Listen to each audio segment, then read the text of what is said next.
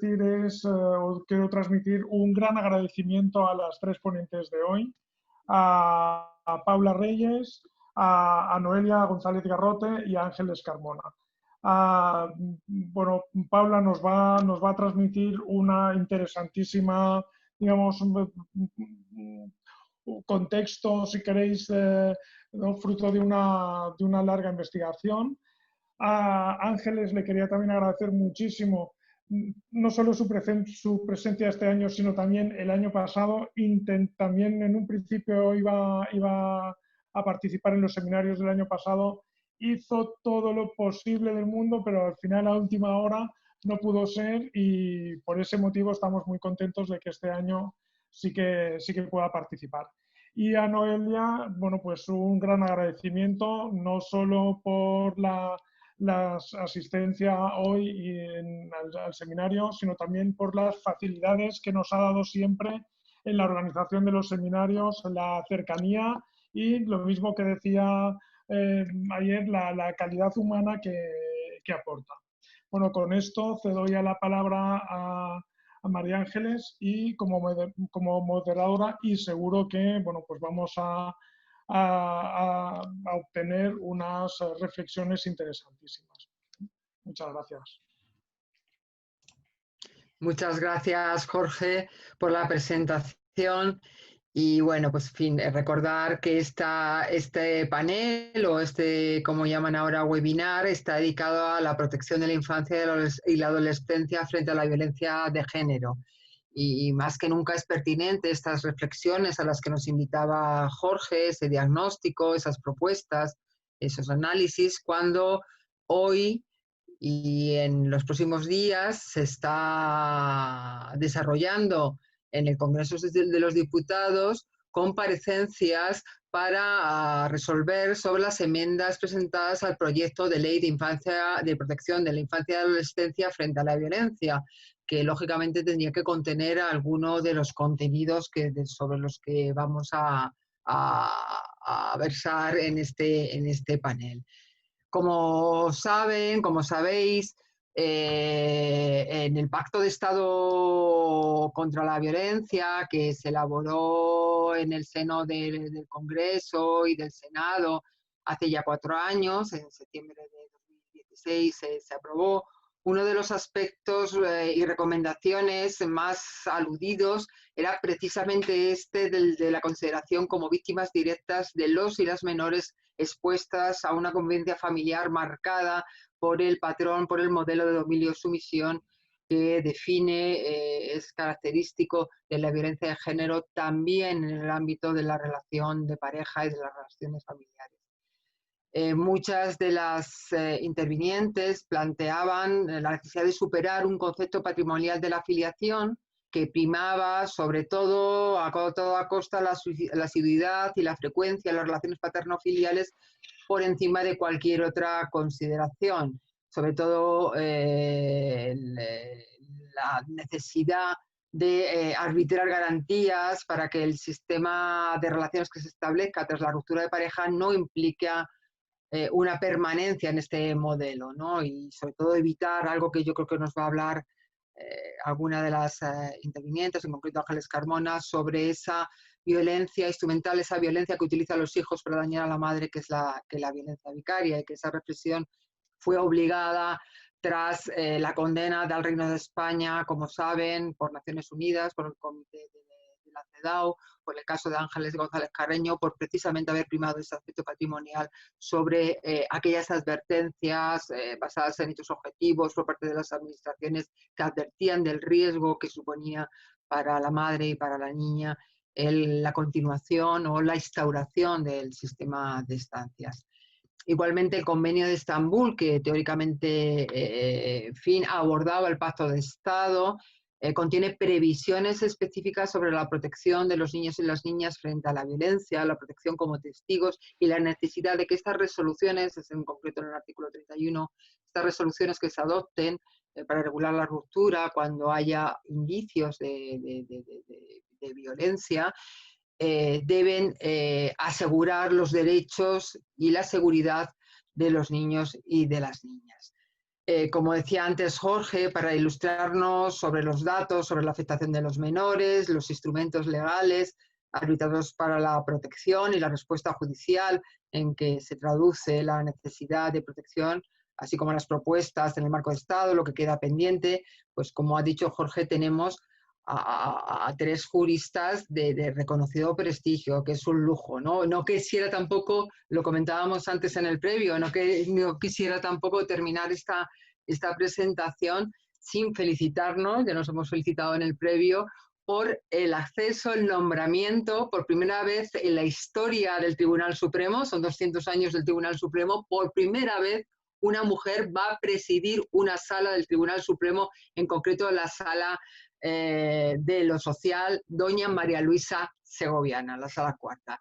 Entonces, de verdad que estamos de felicitaciones, por fin se van rompiendo esos techos de cristal y seguro que cuando haya mujeres tomando decisiones, la consideración de todo aquello que nos queda pendiente para la igualdad real será una realidad también en la respuesta judicial a todas las desigualdades. Sin más, voy a presentar a la primera de las intervinientes. Como pasó ayer, la dinámica será una intervención, de presentación e intervención de todas ellas, para al final responder a las cuestiones que planteéis a través del chat y a las que os animo que intervengáis, y además que aprovechéis el lujo de tener estas 3 magníficas juristas que, en fin, que seguro que responden a todas vuestras cuestiones. En primer lugar, va a intervenir Noelia González Garrote. Noelia, como Ángeles, es reincidente en estos ciclos y seminarios.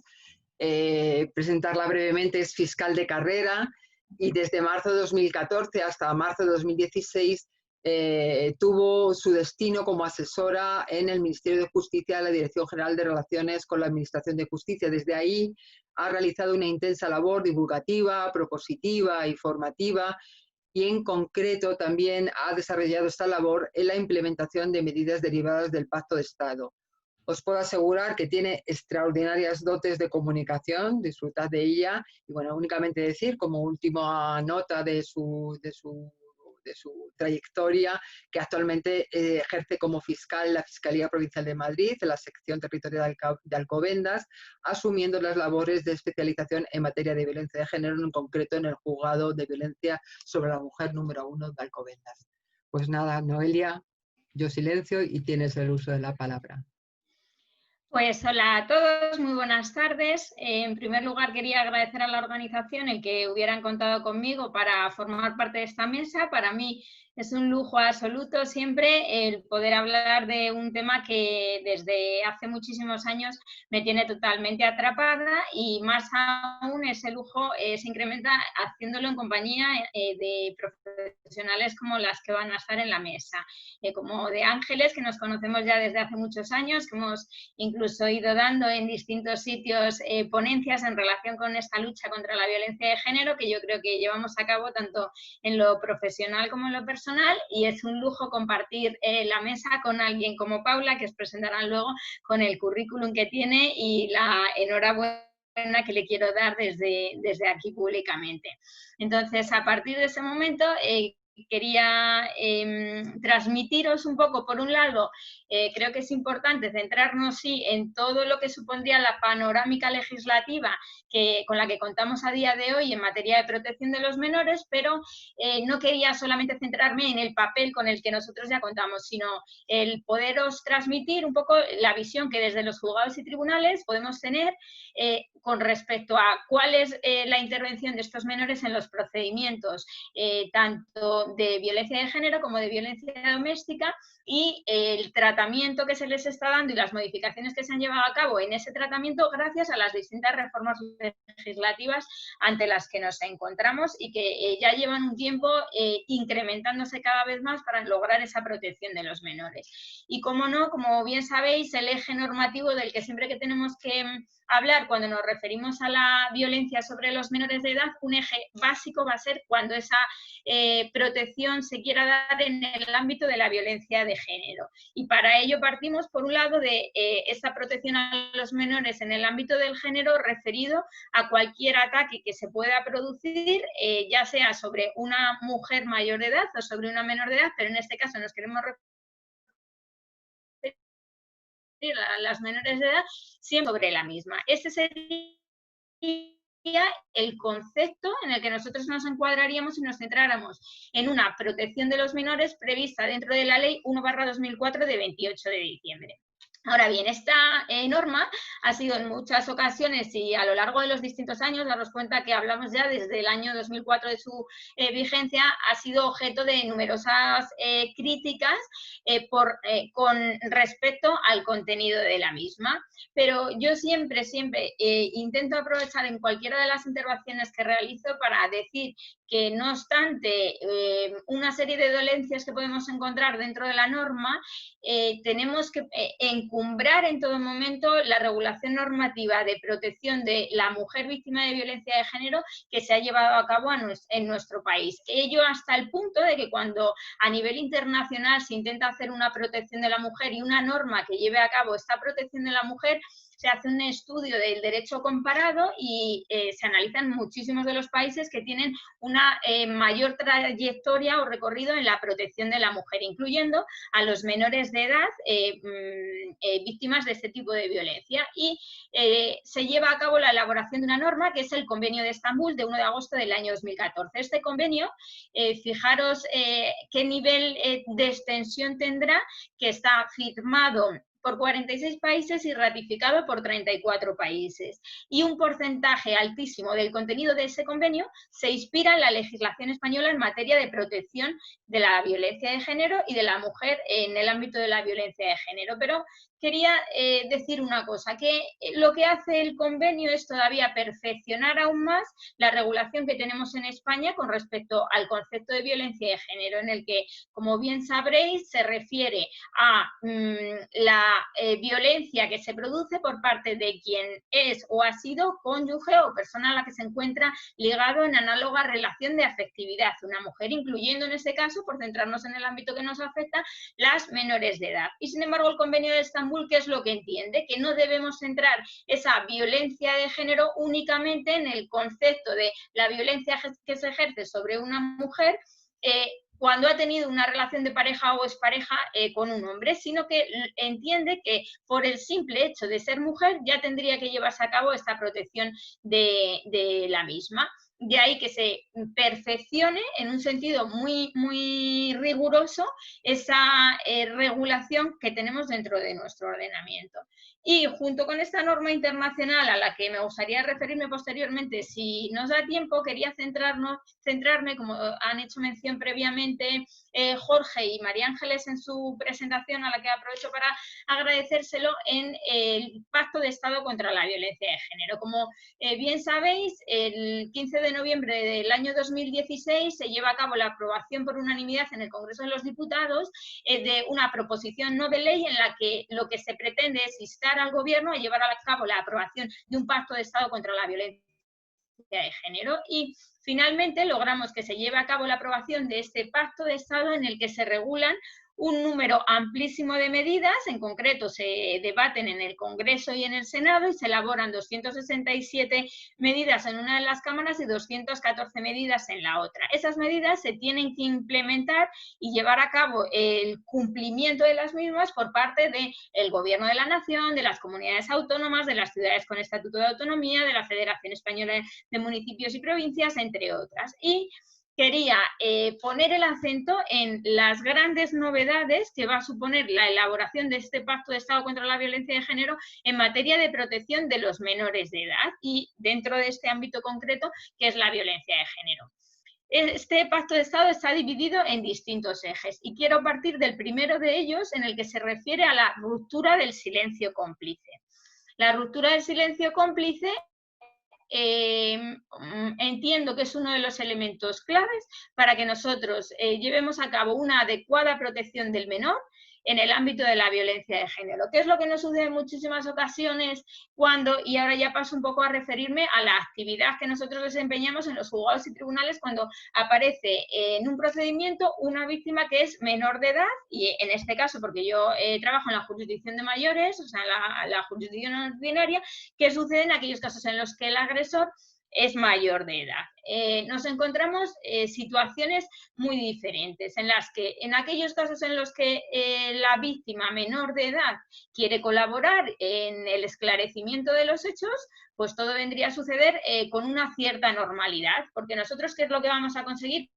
Que se pueda llevar a cabo una declaración de la víctima en la que se produce siempre la intervención del Ministerio Fiscal, como puesto que le corresponde el velar por la protección de los menores de edad y está recogido dentro de nuestro estatuto por el que nosotros nos regimos, pero es que a su vez se han llevado a cabo numerosas reformas, entre otros textos muy importantes dentro de la Ley de Enjuiciamiento Criminal a la hora de llevar a cabo esta declaración por parte de los menores. Se dice en distintos preceptos la posibilidad de que la víctima no tenga que tener presencia o contacto directo con el agresor en aquellos casos en los que se manifieste. Se podrá poner, nosotros en nuestro juzgado en concreto cumplimos rigurosamente las medidas y siempre lo que se hace es que no se produzca en ningún momento ningún cruce entre la víctima y el agresor. Pero junto con estas medidas hay que velar fundamentalmente porque la víctima tenga conocimiento de qué es lo que va a suceder a lo largo de toda la trayectoria y de todo el procedimiento judicial. Desde el momento en el que la víctima conoce en qué fase se va a poder encontrar en cada uno de los momentos, obviamente tiene que sentirse reforzada para poder llevar a cabo una aportación de la verdad de la forma más clara posible. Y sin embargo, en aquellos casos en los que nos encontramos con menores de edad que no tienen ningún apoyo de su entorno para lograr esclarecer estos hechos, las dificultades aparecen en todo momento. Vamos a encontrarnos con un obstáculo legal, y yo creo que se puede decir ya claramente que se trata de un obstáculo, la regulación que aparece prevista dentro del artículo 416 de la Ley de Enjuiciamiento Criminal. ¿Por qué? Porque en dicho precepto lo que no, va a permitir es que en aquellos casos en los que tuviera una relación de pareja con quien es su agresor, se pueda acoger al derecho a la dispensa, que se llama el derecho a no declarar. Y en muchísimas ocasiones que nos encontramos que el temor de estas menores de edad hace que en el momento en el que llegan al juzgado y se les informa de esta posibilidad, la víctima se acoge a este derecho a no declarar. De tal manera que, ¿con qué nos encontramos muchas ocasiones? Con que tenemos, por un lado, un atestado en el que se nos dice que se ha producido una determinada agresión, incluso con lesiones, y se pueden ver visiblemente esas lesiones por todos los que estamos ahí en la sala, y sin embargo, por otro lado, llega el momento en el que se le pregunta a la víctima, que ha sido, como en la gran mayoría de los supuestos en los que se produce cualquier atentado en el ámbito de la violencia de género, se van a producir en muchísimas ocasiones en la más estricta intimidad, en el domicilio de las partes, es lo más habitual que se venga a producir, de tal manera que nos vamos a encontrar con que únicamente estaban presentes las partes y que la víctima se puede acoger a ese derecho a la dispensa y ese derecho a no declarar. Ahí el fiscal, ¿qué es lo que puede hacer? Le corresponde el continuar con el procedimiento en aquellos casos en los que entienda que sí que se han producido esos hechos, de tal manera que, aunque nosotros tenemos esa posibilidad en la ley, en muchísimas ocasiones nos encontramos atados de pies y manos, porque únicamente la víctima es quien nos puede apoyar en el argumento que aparece recogido en el atestado y contar qué es lo que ha sucedido, si se ha llevado a cabo la agresión que así aparece recogida, y a optar por el derecho a ser examinada por un médico forense. Desde el momento en el que la víctima no está fortalecida para llevar a cabo esa declaración, ¿con qué nos encontramos? Con que la lesión no queda acreditada que se la hubiera producido el que aparece en ese momento como detenido, o incluso que puede no estar detenido, y que en la mayoría de los supuestos, si no hay testigos, si no hay ningún otro elemento probatorio que nos permita formular un escrito de acusación como órgano público que somos, que nos corresponde esta labor, en esos momentos tendremos que pedir lo que se llama un sobreseimiento provisional. De ahí la importancia de que en el momento en el que la víctima sea menor de edad y tenga que acudir a un procedimiento judicial, tenga que gozar con todas las garantías para poder llevar a cabo la intervención de las distintas de los distintos estamentos, como pueden ser determinadas oficinas de atención a las víctimas. Estas oficinas de atención a las víctimas nos van a permitir que se pueda trabajar con la víctima menor de edad, en este caso, pero también con los mayores de edad, se pueda trabajar con ella hasta que se considere suficientemente capacitada como para intervenir en el procedimiento, como para poder declarar en contra de su agresor. Y en estos casos en los que no hay testigos, no hay ningún otro elemento, como os decía, de prueba para poder continuar, son claves estas intervenciones, bien del entorno familiar, bien de los distintos profesionales que pueden dotar de esa cualificación a los menores para fortalecerlos en todo momento. Y por otro lado, también quería decir la importancia que aparece respecto a otro eje fundamental, que es el eje cuarto, en el que se refiere a la intensificación de la asistencia y protección de los menores de edad.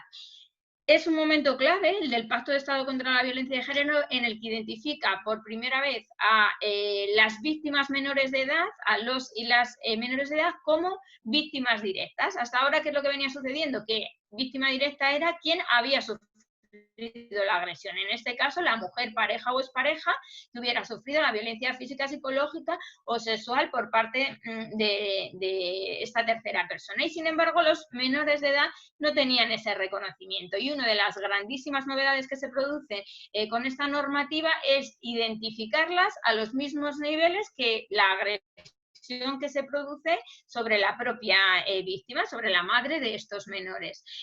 Sin lugar a duda es un avance fundamental el que nosotros hayamos logrado este tipo de reconocimiento. A su vez, el Pacto de Estado lleva a cabo numerosas actuaciones que dan lugar a una protección de estos menores, tanto en el ámbito, en la intervención en el ámbito penal, como dentro de la intervención en el ámbito de los procedimientos civiles. ¿Qué nos encontramos también dentro de la violencia de género, pero en procedimientos civiles?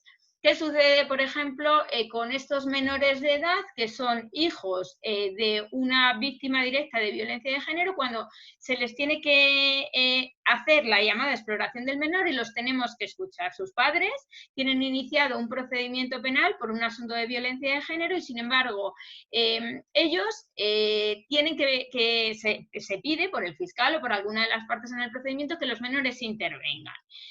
Para mí es un tipo de violencia que se ejerce también sobre los menores en muchísimas ocasiones. Me viene a la cabeza porque justo acabo de salir de un procedimiento de modificación de medidas que ha durado desde las 9:30 de la mañana hasta la 1:30, y básicamente lo que se trataba era de, teniendo un procedimiento penal abierto, el padre lo que se hace es que se lleva a sus 3 hijos menores de edad a otra ciudad a vivir sin el consentimiento de la madre. La madre insiste en que los hijos vuelvan con él. ¿Qué pasa? Que a toda costa hemos intentado llegar a un acuerdo, no había manera de llegar a un acuerdo, y el padre lo que quiere en todo momento es que se explore a los menores, que sin la intervención de los abogados y únicamente con la intervención de la letra de la Administración de Justicia, del juez y del fiscal, los oigamos. El padre en todo momento se ha convencido que los menores van a decir que quieren estar con él en esta otra ciudad a los que se la ha llevado. Y sin embargo, cuando nosotros estamos haciendo esta exploración de los menores nos manifiestan que ese no es su deseo, sino que quieren estar tanto con el padre como con la madre.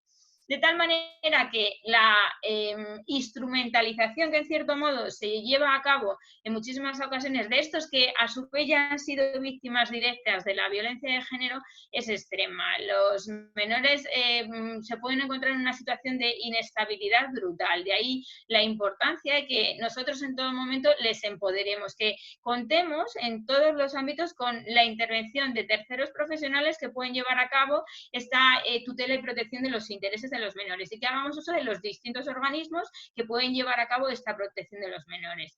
El propio Pacto de Estado contra la Violencia de Género hace también una prohibición expresa del que se viene denominando el síndrome de alienación parental, en el que, como bien sabéis, lo que se cree es que se identificaba como realmente existente aquella capacidad de la madre para llevar a cabo una instrumentalización de los menores y obtener su propio beneficio en los procedimientos. Lo que nos dice el propio Pacto de Estado contra la Violencia de Género es que se prohíbe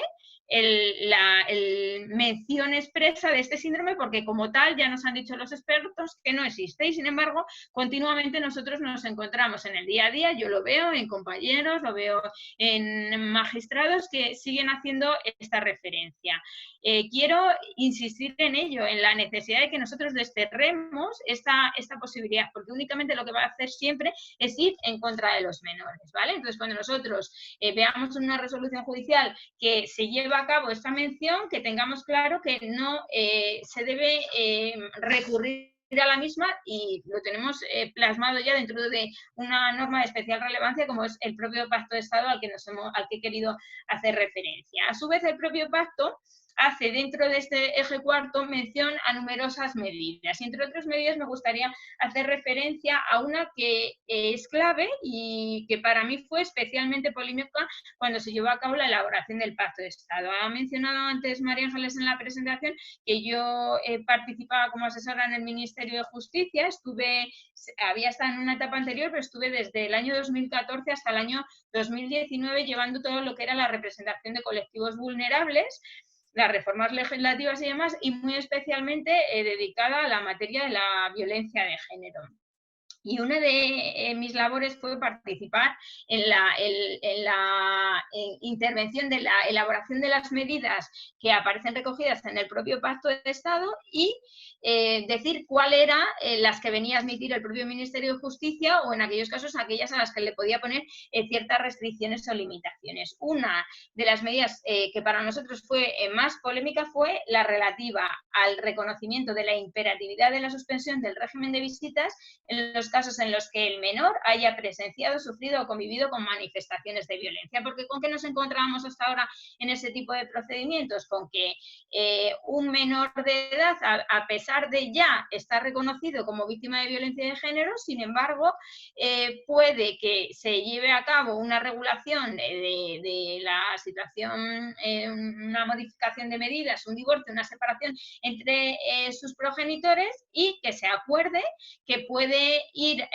o atribuirse un régimen de visitas a favor del padre, a pesar de que el propio menor haya podido presenciar esta violencia, lo haya sufrido, tenga perfecto conocimiento de que se ha sufrido por parte de su madre. De tal manera que el avance que se ha producido a llevar a cabo esa imperatividad en la suspensión del régimen de visitas, nosotros lo vemos ya a día de hoy, en el que gracias a que se plasma dentro del propio Pacto de Estado contra la Violencia de Género, se atiende a dicha suspensión de ese régimen de visitas en los juzgados y tribunales a día de hoy. A su vez, quería hacer otra mención especial en torno al abordaje de esta protección de los menores de edad recogida dentro del propio Pacto de Estado. Se identifica como otra medida de protección la prohibición a estos menores de edad en aquellos casos en los que recaiga una sentencia condenatoria por violencia de género. Se establece la prohibición de que visiten a su padre en el centro penitenciario, de tal manera que lo que se trata es de llevar a cabo esa ayuda psicológica que el menor tiene que tener para poder afrontar la situación nueva ante la que se encuentra, que es que su padre haya ingresado en prisión por cualquier atentado contra la vida, integridad, libertad sexual que se hubiera podido producir con respecto a su madre. A su vez, creo que os va a hablar luego María Ángeles Carmona sobre la violencia vicarial. Es un elemento clave también el que se ha ido viendo, por desgracia, a lo largo de distintos sucesos trágicos que se han producido en nuestro país, cómo se lleva a cabo se trata de llevar a cabo un daño, el mayor que se puede producir, sobre la pareja o expareja, causando un mal a sus hijos. Ese mal aparece también plasmado dentro del propio el Pacto de Estado como una de las medidas esenciales. Se aparece identificado como un acto propio de la violencia de género. Y en este ámbito de protección de los mismos aparecen también otras medidas, como el impedir que los padres puedan acceder a las grabaciones de las exploraciones judiciales que se hayan producido dentro de un procedimiento. ¿Por qué? Porque nuevamente se va a poder llevar a cabo esta manipulación de los menores de edad cuando se tiene conocimiento de qué es exactamente lo que ellos han declarado en un procedimiento judicial, y se trata de hacer una protección de los mismos y establecer una serie de garantías para que ellos puedan con total tranquilidad formar parte del procedimiento sin ese temor a las represalias que se puede posteriormente producir. A su vez, el propio pacto lleva a cabo una protección de los menores a través del reconocimiento de ayudas a los huérfanos por violencia de género, que era una de las grandes carencias que hasta entonces nosotros veníamos a encontrar. Así como es esencial las reformas que se producen en materia de sustracción internacional de los menores a la hora de llevar a cabo esa posible recuperación de los mismos. Por último, quería deciros, hacer referencia a una forma de actuación que se lleva a cabo dentro de los juzgados en aquellos casos en los que se produce esta intervención o se trata de abordar determinados procedimientos en los que las víctimas son menores de edad. Y uno de ellos son los relativos a los delitos contra la libertad sexual que se pueden producir.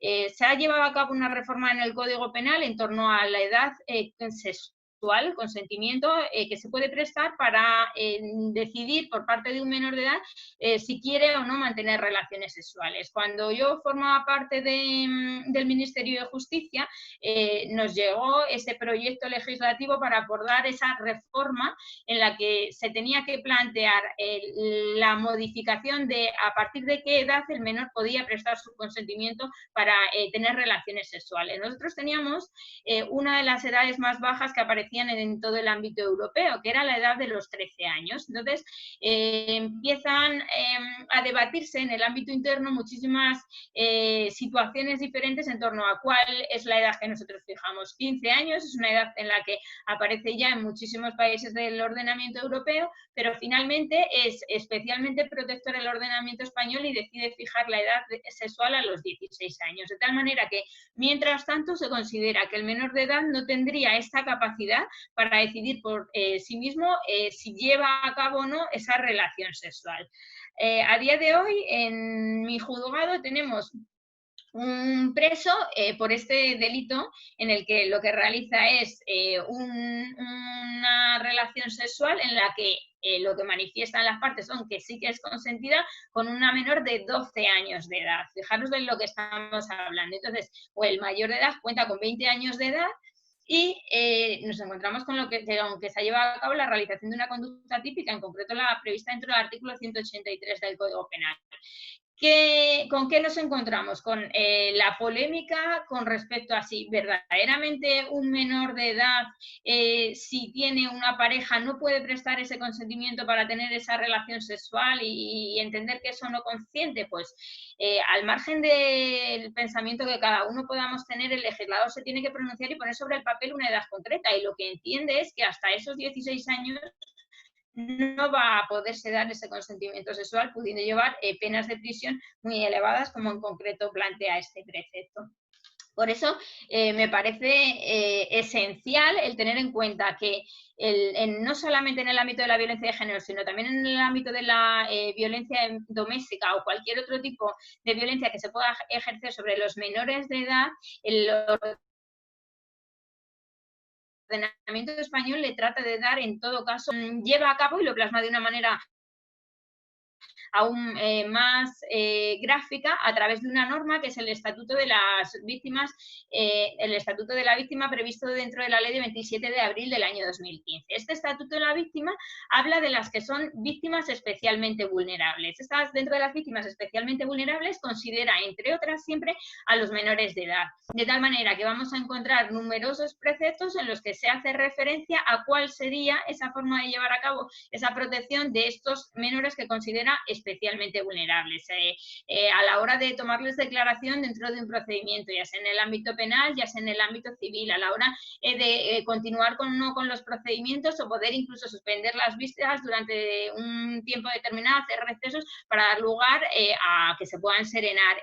Con una mención especial merece la posibilidad de que puedan comparecer en los procedimientos asistidos de una tercera persona que sea de su confianza. Es un elemento también clave para darle una mayor seguridad a los menores, de tal manera que el legislador español en todo momento está pretendiendo que de forma muy especial se lleve a cabo esta protección de los que considera especialmente débiles o especialmente vulnerables, como hace expresa mención.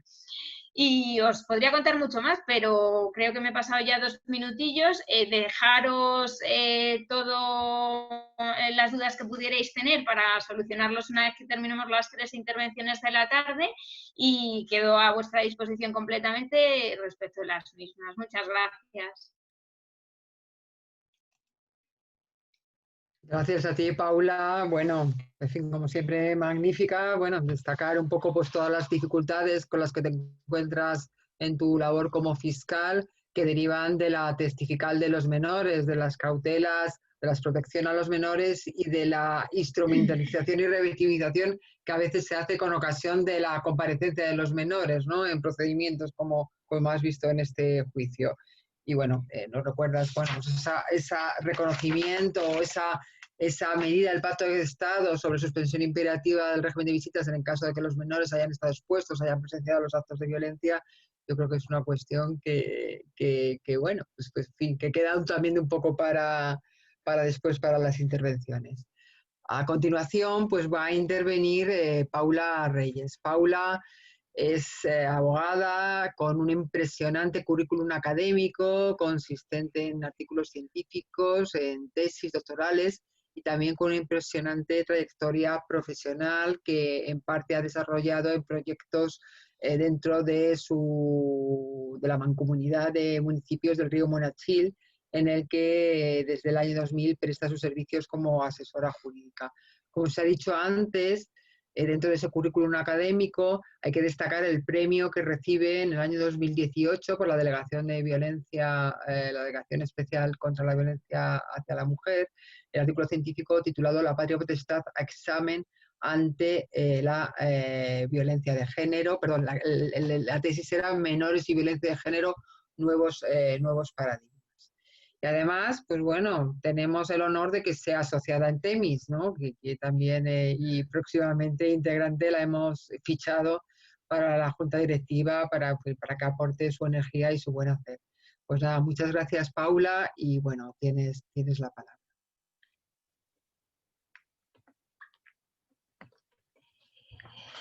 Bueno, muchísimas gracias, María Ángeles, por tu presentación. Y muchísimas gracias a la Escuela de Relaciones Laborales de la Universidad Complutense de Madrid por haberme invitado a esta mesa. Mi intervención va a versar sobre el olvido de los derechos de la infancia en la violencia de género, y lo haré principalmente a través de algunos de los resultados y conclusiones de la tesis doctoral de la que hablaba María Ángeles, que se llama Menores y violencia de género. Como digo, reflejaré algunos de los resultados, pues porque por cuestión de tiempo no es posible avanzar más. Como comentaba antes Noelia, hace 5 años desde que se modifica el artículo 1 de la Ley de Medidas de Protección Integral contra la Violencia de Género, en la que se reconoce a los y las menores que viven y sufren la violencia de género como víctimas. Lo que pasa es que transcurrido estos 5 años, creo que nos encontramos ante la misma situación anterior.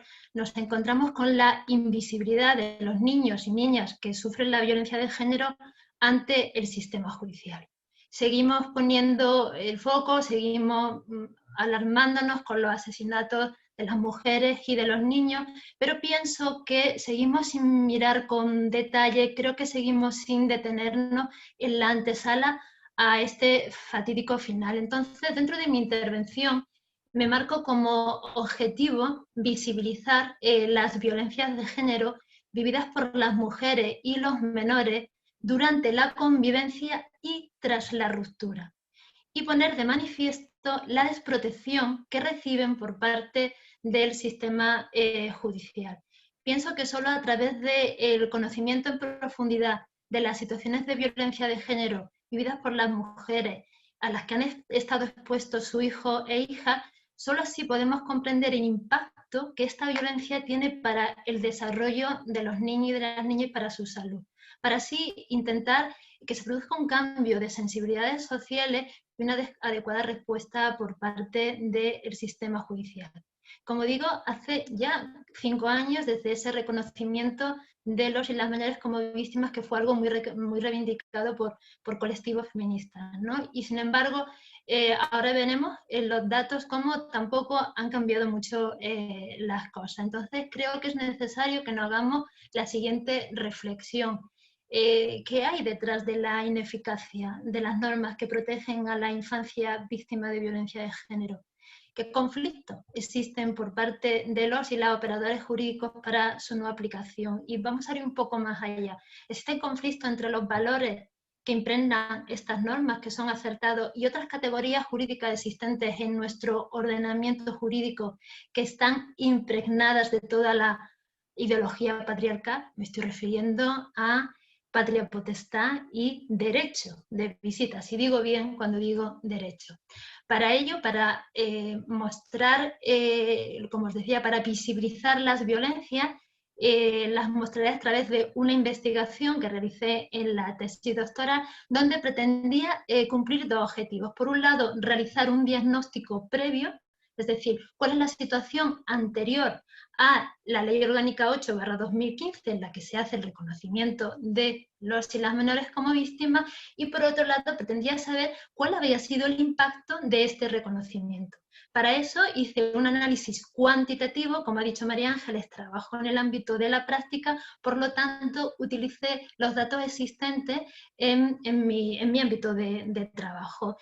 Utilicé 164 expedientes, donde en esos expedientes fue un estudio en profundidad, porque en los mismos contamos con entrevistas iniciales en profundidad, de seguimiento, resoluciones judiciales, medidas cautelares, sentencias, etc.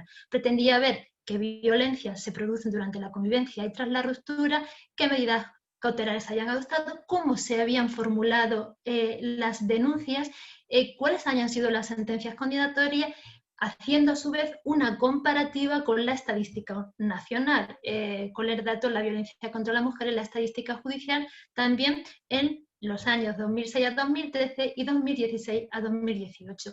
Y por otra parte, realicé un análisis cualitativo fundamental. Es necesario incorporar las voces, sentimientos y deseos de las mujeres y de los hijos y de las hijas, para hacerlas visibles en realidad al derecho, para escuchar a los niños y a las niñas y además saber si se han sentido partícipes en el proceso de determinación de su interés.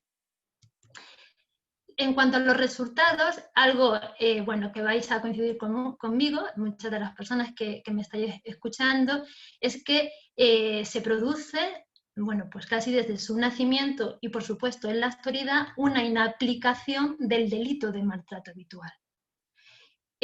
A pesar de que en las denuncias analizadas un 73% de las mujeres expresaron la existencia de maltrato habitual y además relataron en más de la mitad de los casos la presencia de los menores y de las menores en esas situaciones de violencia.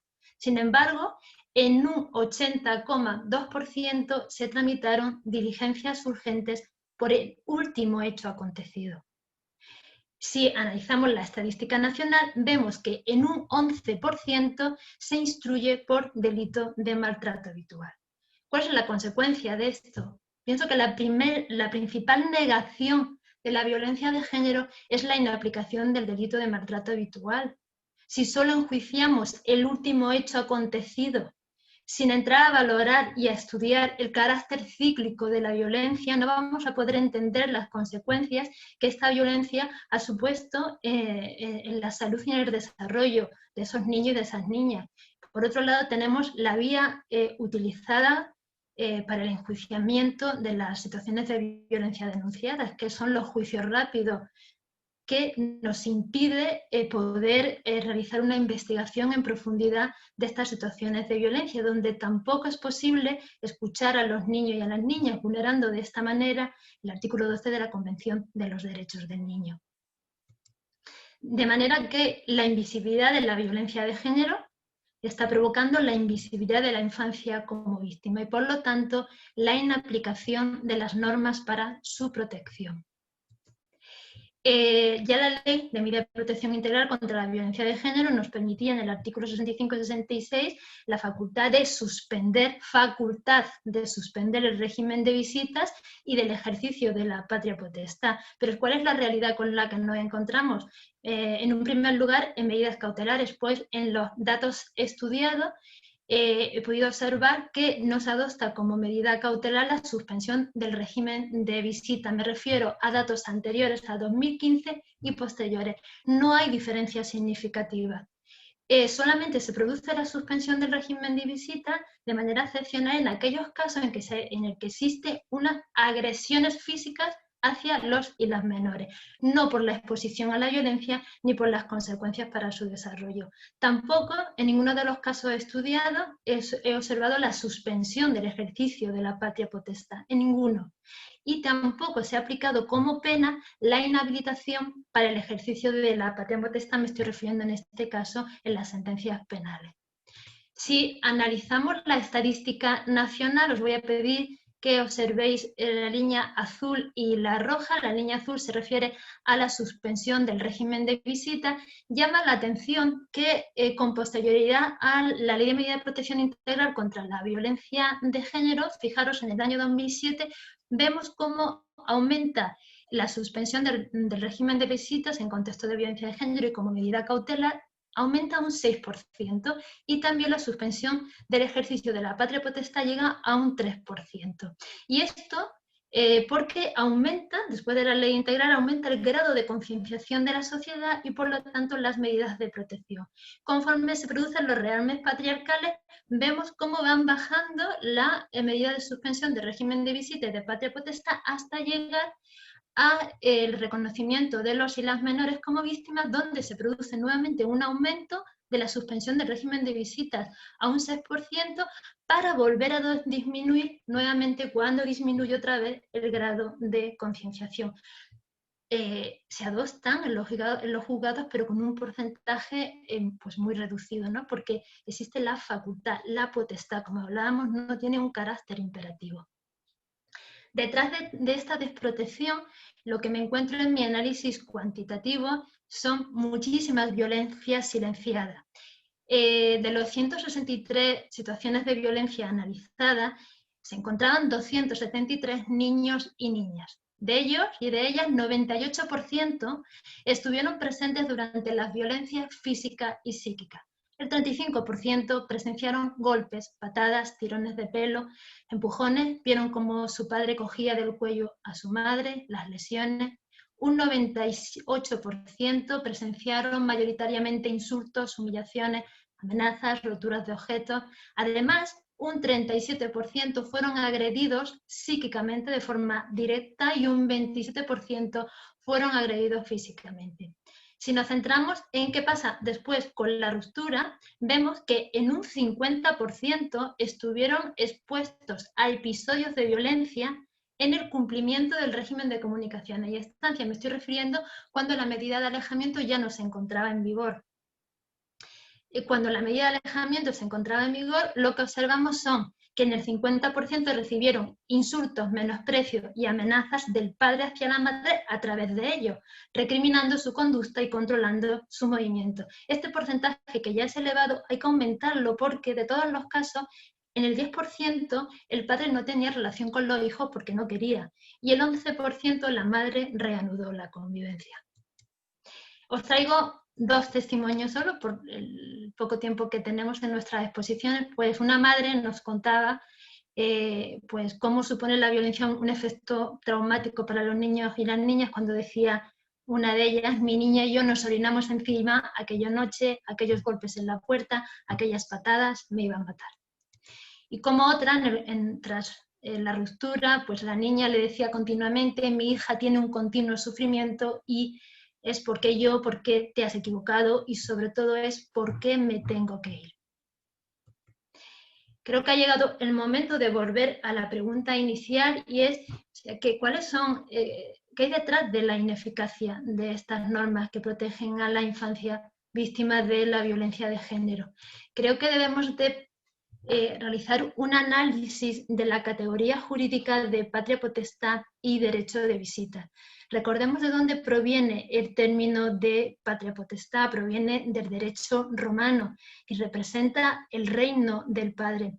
¿Cómo es posible que nuestro ordenamiento jurídico se resista a eliminar un concepto que supone el reino del padre, que representa la autoridad del padre, cuando las funciones de la patria potestad nada tienen que ver con este imaginario colectivo que perdura, ¿no? Como es tener su compañía, alimentarlo, educarlo, y por otra parte el derecho de visitas. ¿Cómo es posible que nuestro ordenamiento jurídico mantenga en el artículo 94 del Código Civil esta relación de los niños y de las niñas con el progenitor no custodio como derecho, cuando la Convención de los Derechos del Niño no habla de que es un derecho del niño? Esto trae consecuencias realmente en la práctica que ahora os voy a contar. Para analizar estas categorías, lo que quise saber fueron los discursos que se encontraban en las resoluciones judiciales civiles que se pronunciaban en materia de suspensión del régimen de comunicaciones y estancia, y también sobre el ejercicio de la patria potestad. Así, quería saber qué entendían, o sea, cuál era el fundamento último del régimen de comunicaciones y estancias, cuál era la finalidad última. Para eso analicé las sentencias del Tribunal Supremo que se pronunciaban en materia de suspensión del régimen de visitas en contextos de violencia de género y 85 sentencias de las audiencias provinciales que resolvían recursos de los juzgados de violencia. El periodo de estudio fue el periodo 2015-2017 con el objetivo de valorar cómo había influenciado la nueva definición de interés del menor en la Ley Orgánica 8/2015, que sobre todo nos dice que los niños y niñas tienen derecho a desarrollarse en un entorno familiar adecuado y libre de violencia. Pues en materia del ejercicio de la patria potestad, pude observar que el ejercicio exclusivo de la patria potestad a la madre se otorgaba de manera excepcional. La pregunta es, ¿la violencia de género no es una causa que entorpece gravemente el ejercicio de la patria potestad? Porque el Código Civil permite atribuírsela solo a uno de los progenitores en el caso de que se considere que es una causa que entorpece gravemente el ejercicio. La cuestión es cómo se van a tomar decisiones conjuntamente en situaciones de violencia de género. En la práctica, y yo me lo encuentro en mi práctica profesional, las mujeres se encuentran con muchísimas dificultades a la hora de tomar decisiones en aspectos de interés para su hijo o hija. Me estoy refiriendo a elección del colegio, cambio de domicilio siempre que no afecte al régimen de comunicaciones y estancia, formación religiosa o laica, la relación de actividades extraescolares, tratamientos médicos sanitarios, terapia psiquiátrica o psicológica. Si bien, como sabemos, el Real Decreto Ley 9/2018, que desarrolla el Pacto de Estado, esta medida, si está implantada, excluye de estas decisiones de patria potestad las terapias psiquiátricas o psicológicas tan absolutamente necesarias para los niños y niñas víctimas de violencia de género. Que creo que lo podemos dejar para el debate. Entiendo que deberíamos de ir más allá de excluir solo las terapias psiquiátricas o psicológicas, porque los problemas se plantean para las mujeres en todos estos ámbitos que os estoy relacionando. Pero, sin embargo, lejos de ir hacia adelante, vamos hacia atrás, porque el proyecto de Ley Orgánica de Protección a la Infancia y a la Adolescencia frente a la violencia prevé modificar el artículo 154 del Código Civil y establecer como decisión de patria potestad el lugar de residencia habitual de la persona menor de edad, incluso aunque no afecte al régimen de comunicación y estancia. Entonces, ¿cuál va a ser la situación de la mujer víctima de violencia que quiera cambiarse a otro domicilio cercano que no impida el régimen de comunicación y estancia y que quiera alejarse del agresor? ¿Va a tener que acudir al juzgado? Con lo que va a suponer para la desprotección de ella y de su hijo e hija. En cuanto al régimen de comunicación y estancias de las sentencias analizadas, lo que pude observar, y está en todos los discursos de estas sentencias, es que se considera en contextos de violencia de género siempre en estos discursos que la relación con el progenitor no custodio es beneficiosa para el hijo y absolutamente necesaria para el desarrollo integral. Sin embargo, conocéis la sentencia del Tribunal Supremo 680-2015 que dice que el juez o tribunal podrá suspender el régimen de visitas del menor con el progenitor condenado por un delito de maltrato con su cónyuge o pareja y por delito de maltrato con el menor. Sin embargo, una sentencia posterior del Tribunal Supremo de 309-2016 establece un régimen de visita entre padre e hijo una vez al mes en el centro penitenciario, pese a la condena por un delito de amenazas continuado delante de los hijos con rajar a la madre y desfigurarle la cara. La expresión era: esta noche se va a acabar todo, mañana no va a haber ni papá ni mamá.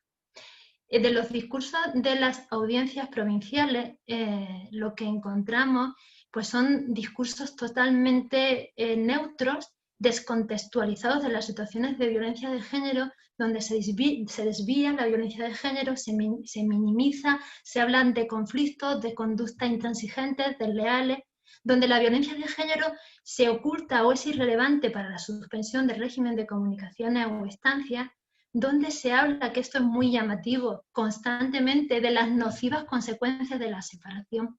¿Cómo va a producirse unas nocivas consecuencias la separación en contextos de violencia de género? Lo dice literal en diferentes sentencias. Por eso digo que son discursos descontextualizados, donde prima el derecho del padre sobre los derechos fundamentales de los hijos a una vida libre de violencia, y donde se le exige a las madres que aseguren la presencia del padre violento en la vida de sus hijos. Es decir, que aunque el niño o la niña no quiera irse por la conducta violenta o negligente del padre, la madre no solo cumpla materialmente con la entrega del niño, sino que los obligue moralmente. Pues voy a leer esta sentencia porque es muy llamativa, cuando se le exige a la madre para que facilite material y moralmente el derecho.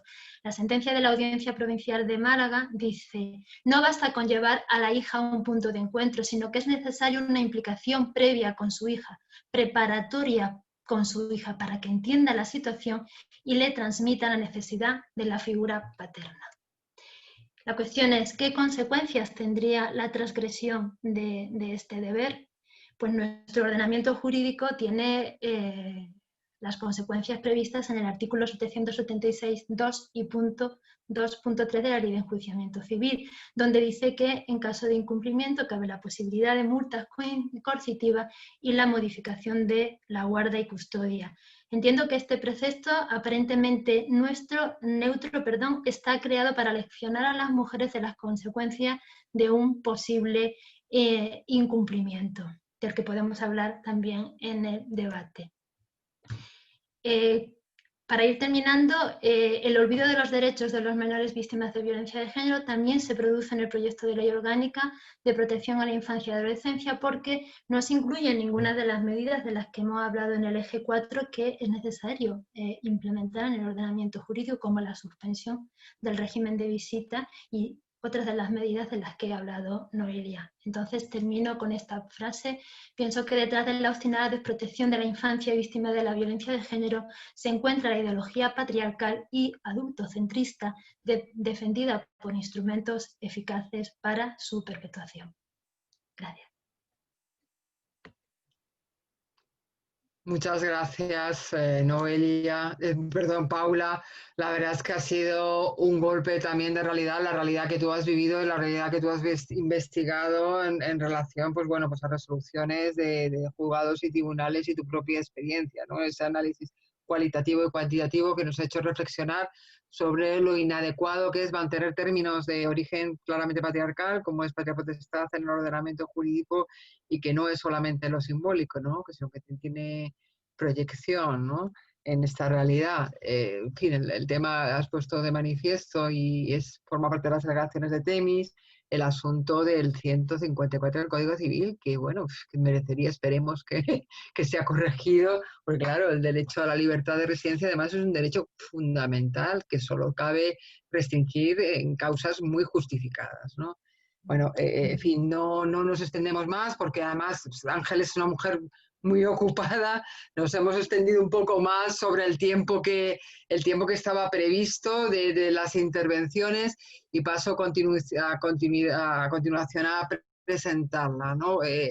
Como muchos de los alumnos y alumnas saben, es vocal del Consejo General del Poder Judicial por el turno de juristas de reconocido prestigio desde noviembre del año 93, presidenta además del Observatorio contra la Violencia Doméstica y de Género desde marzo de 2014, vocal del Foro de Justicia y Discapacidad del Consejo General del Poder Judicial desde diciembre de 2013, presidenta de la Comisión Nacional de Estadística Judicial en los años 2014 y 2015, ejerce además como letrada de la Administración de Justicia desde 1994 y actualmente destinada en Juzgado de Violencia sobre la Mujer número 3 de Sevilla, y fue con anterioridad a estas responsabilidades jefa de la Unidad de Coordinación de Violencia de Género de la Delegación de Gobierno de Andalucía de 2012 a 2014. Fue compareciente en el Pacto de Estado, que conoce de primera mano, participante en la conferencia celebrada en Roma para celebrar en 2014 la entrada en vigor del Convenio de Estambul, y una magnífica divulgadora y docente, y por todas estas cuestiones ha recibido muy merecidos reconocimientos y premios. Sin más, Ángeles Carmona, desaparezco, hago mutis y te cedo la palabra y la pantalla.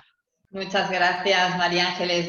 Permitidme, bueno, voy a compartir pantalla ahora porque os he preparado un PowerPoint, pero permitidme, en primer lugar, dar las gracias por volver a contar conmigo en este ciclo internacional. De verdad que es un lujo, es un honor poder estar aquí representando al Consejo General del Poder Judicial y al Observatorio contra la Violencia de Género.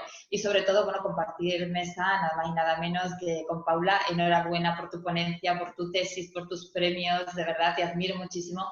Y mi querida amiga Noelia, ella ha representado a la Fiscalía General del Estado en el Observatorio durante muchísimos años, al Ministerio de Justicia también, y bueno, le tengo que agradecer tanto las aportaciones que ha hecho a ese observatorio que ha contribuido a que muchas de las medidas que están en el Pacto de Estado hayan sido introducidas gracias a esas aportaciones. María, muchísimas gracias y enhorabuena por tu intervención también.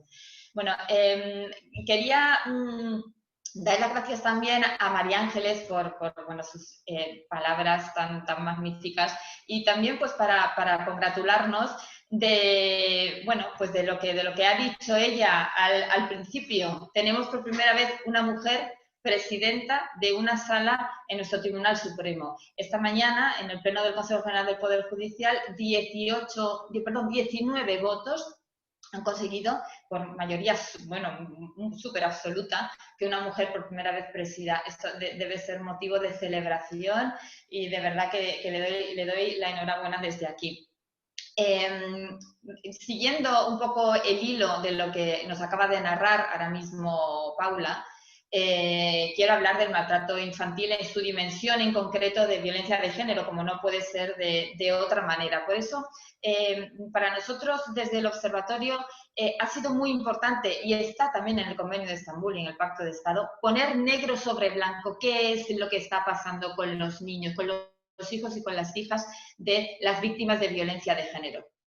Es muy importante para nosotros porque en la estadística que nosotros elaboramos a partir de los boletines que van confeccionando los letrados de la Administración de Justicia de toda España, hemos sabido cuántas mujeres denuncian, cuántas mujeres se acogen a su derecho a no declarar, cuántas órdenes de protección se dictan en España, cuántas sentencias condenatorias, en fin, una cantidad de datos que nos han servido enormemente para precisamente poder pedir en ese Pacto de Estado que se implementen una serie de medidas que se encuentran todavía, por desgracia, pendientes de efectividad.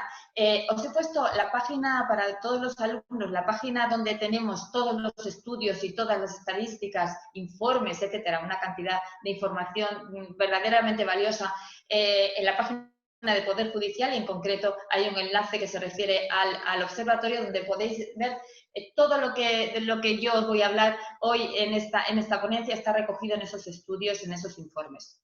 Como os decía, el Convenio de Estambul nos dice hay que hacer estadísticas. Esto es fundamental y muy bien lo que decía Paula.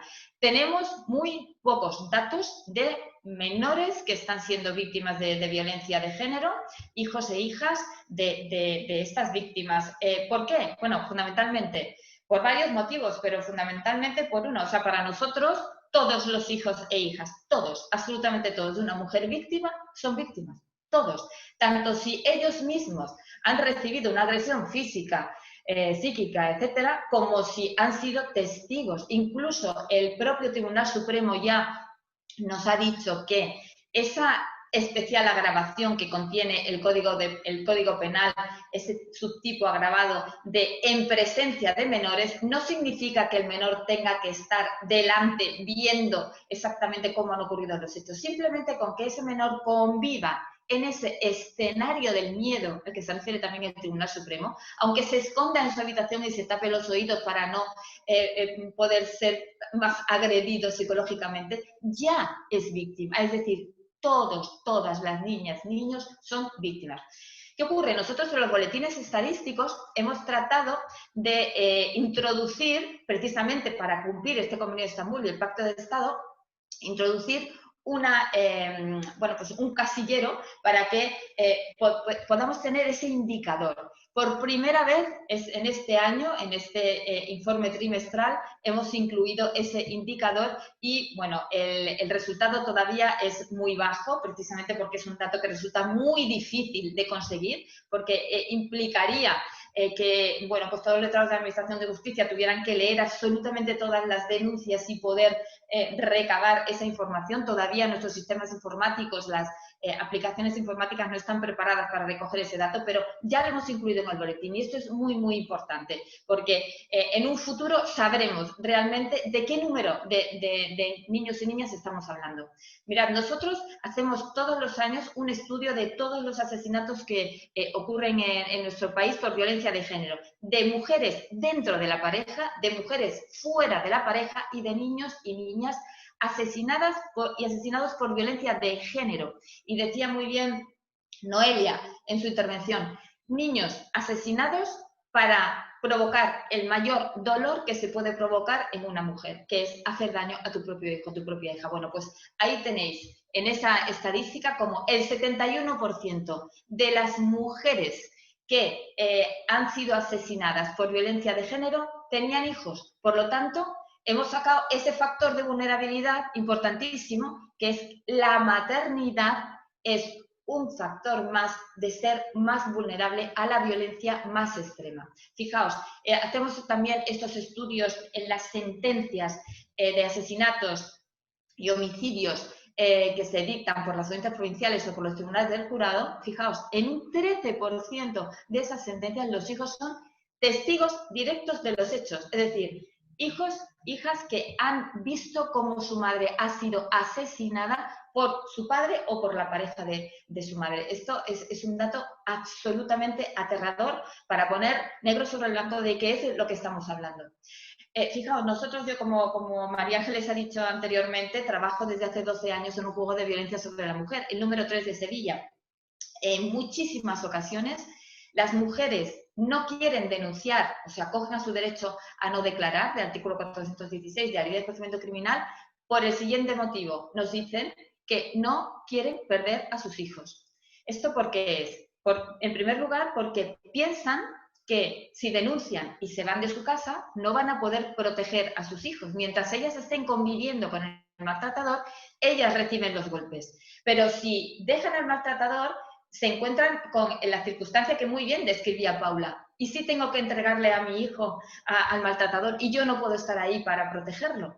En muchas ocasiones estas mujeres no denuncian por esto. Esto es algo que hay que corregir. ¿De qué manera? Pues intentando las instituciones hacerlo lo mejor posible para que esas mujeres confíen en que si denuncian, sus hijos van a estar protegidos.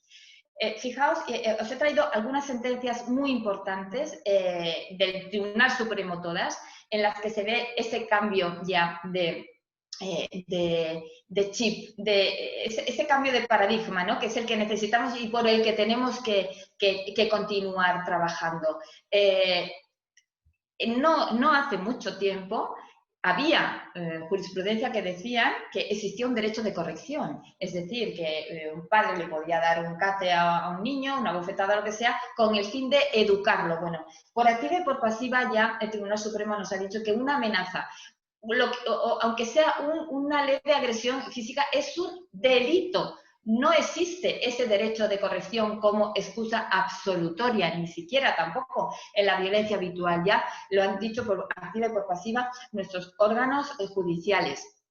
Es cierto que los hijos e hijas estaban absolutamente invisibilizados y nos preocupaba enormemente desde el punto de vista del observatorio y del Consejo General el número tan ínfimo de órdenes de protección en los que se acordaban medidas de carácter civil, como por ejemplo la privación de la patria potestad o la suspensión del régimen de visitas. Por eso es verdad que supuso un paso importante la reforma del año 2015, ¿no? Porque en esa reforma lo que se dice es que el juez está obligado a cerciorarse en el momento en que hay niños, en qué situación se encuentran esos niños cuando viven en ese escenario del miedo del que habla el Tribunal Supremo. Y está obligado a pronunciarse siempre sobre qué medidas va a adoptar, de carácter penal o de carácter civil. Puede hacerlo incluso de oficio. Es que antes no podía pronunciarse de oficio, solo a instancia del Ministerio Fiscal o de la acusación particular. Ahora tiene esa posibilidad también. Fijaos, nosotros hacemos también este estudio terrible de asesinatos de niños por violencia de género, como antes he explicado. En el último estudio que hemos hecho, desde el año 2013, venimos contabilizando estos asesinatos hasta 2020, bueno, en concreto creo que ha sido hasta el último mes de 15 de septiembre, creo, de 2020, ha habido 42 menores asesinados por violencia de género, desde que venimos contabilizando. O sea, es una cifra absolutamente terrorífica. Os he traído también el esquema por comunidades autónomas, o sea, como veis, bueno, en todas las comunidades autónomas, por desgracia, ha habido este tipo de asesinatos.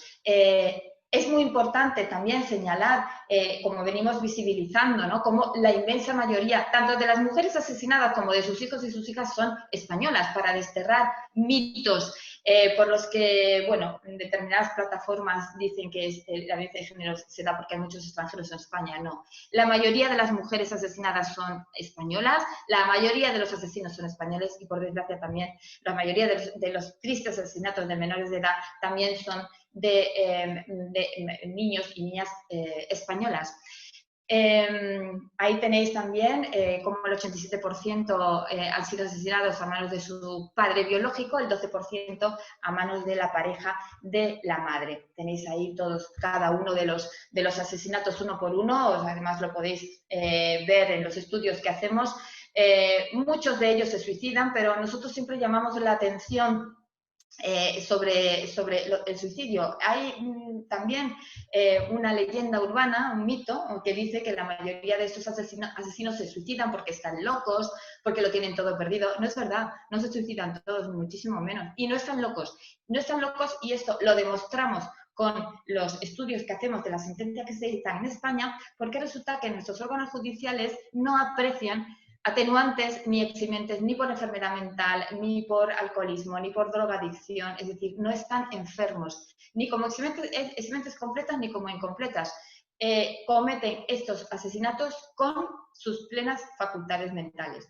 Os he traído algunos ejemplos de, bueno, clarísimos, asesinatos por violencia de género, ¿no? Y especialmente me quiero detener en este, y bueno, pues haciendo alusión a Noelia, ¿no?, que es fiscal también, ¿no?, gracias a la intervención de Flor de Torres, la fiscal delegada de violencia de género de Andalucía, que fue premiada el año pasado con el premio del Observatorio, cuando antes incluso de la reforma de la Ley Orgánica 1/2004, antes de la reforma del año 2015, esta niña, que fue asesinada por su padre cuando estaba cumpliendo un régimen de visitas, ese asesinato fue instruido por un juzgado de violencia sobre la mujer, es decir, fue la primera menor que fue considerada víctima directa de violencia de género en el ámbito de los asesinatos.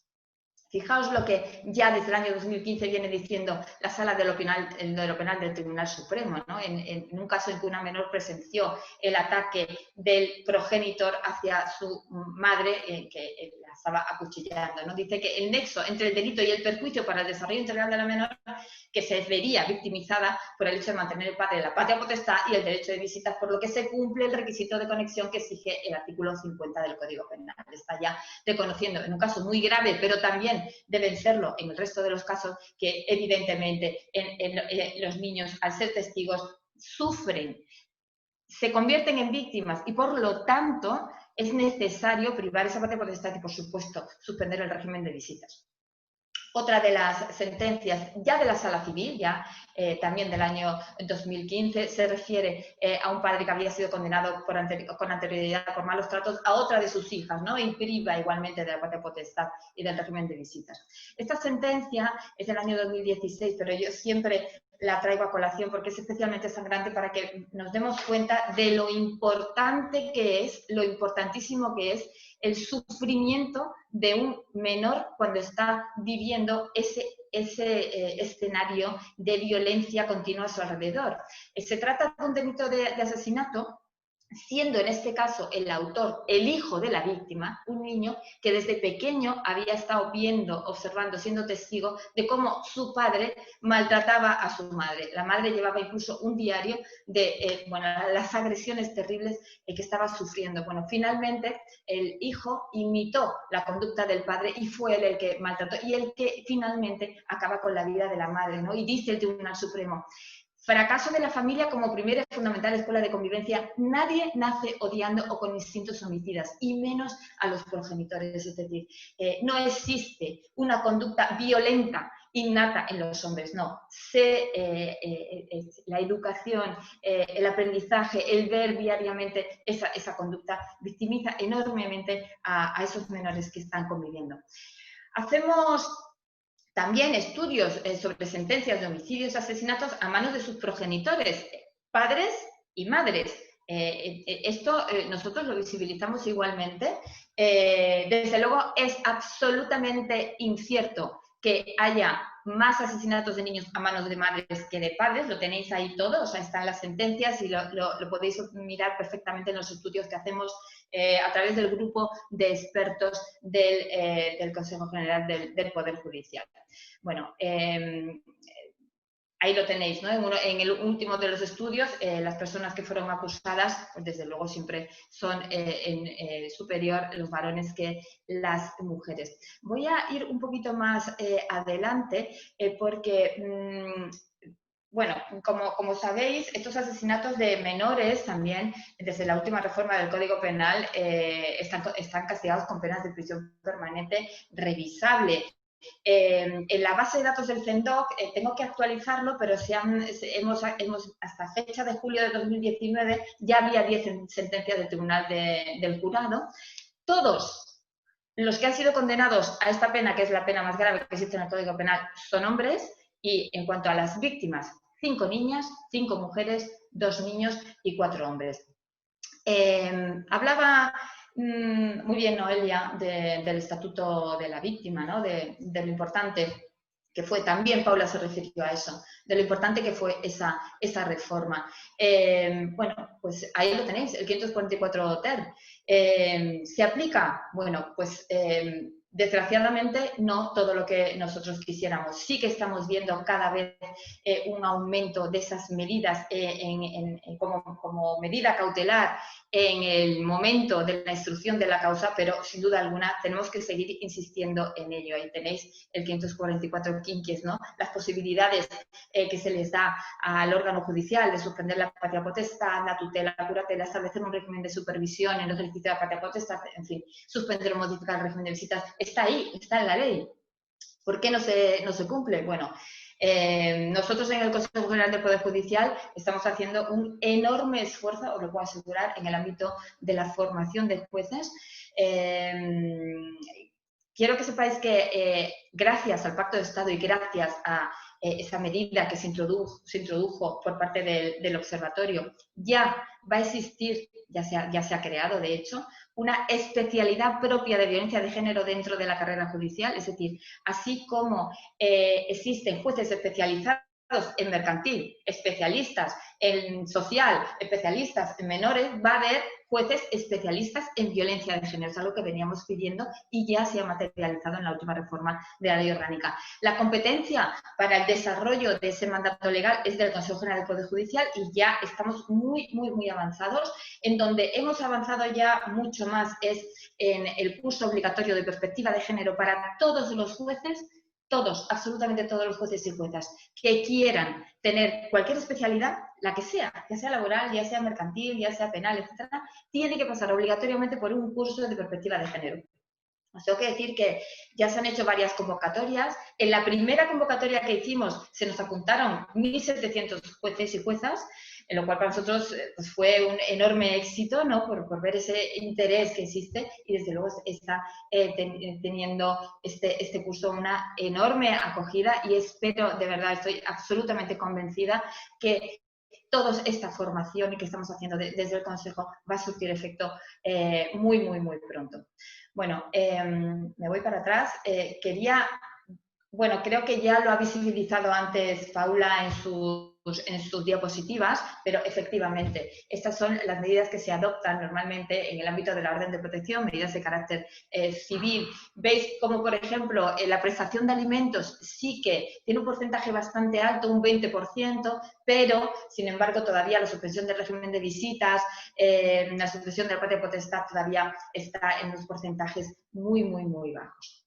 Sí, es verdad que en las sentencias graves, es decir, las sentencias que dictan las audiencias provinciales, es verdad que la suspensión del régimen de visitas, si lo veis ahí en el estudio último que hicimos en el 2016, alcanza el 71,7%, evidentemente, porque se trata de una pena accesoria necesaria, es impuesta necesariamente porque así lo establece el Código Penal. Precisamente por eso nosotros, como observatorio, pedimos en el Pacto de Estado, y por eso se incluyó, que fuera preceptiva la adopción de esa medida cautelar de privación de la patria potestad o de la suspensión del régimen de visitas en los casos en que el menor haya sufrido esa violencia de género, haya sido testigos y haya convivido con esa vulnerabilidad.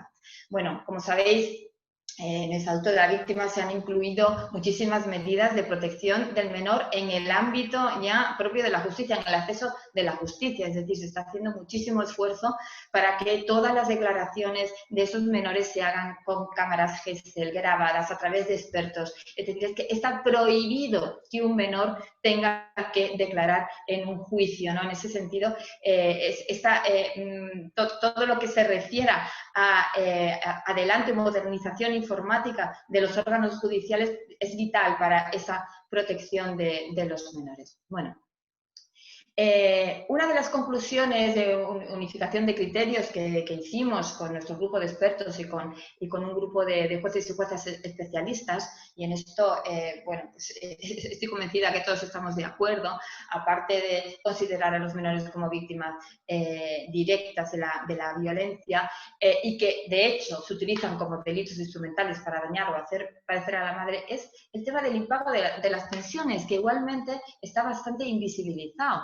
El impago de pensiones a los menores constituye violencia económica, sin duda alguna. Así se ha establecido por nuestro grupo de expertos y así lo hemos incluido en nuestras guías de criterios de actuación judicial y en nuestras guías de buenas prácticas en los órganos judiciales que venimos haciendo y se vienen difundiendo a todos los órganos judiciales. Bueno, ya Noelia se ha referido a todas estas medidas que se incluyen en el Pacto de Estado.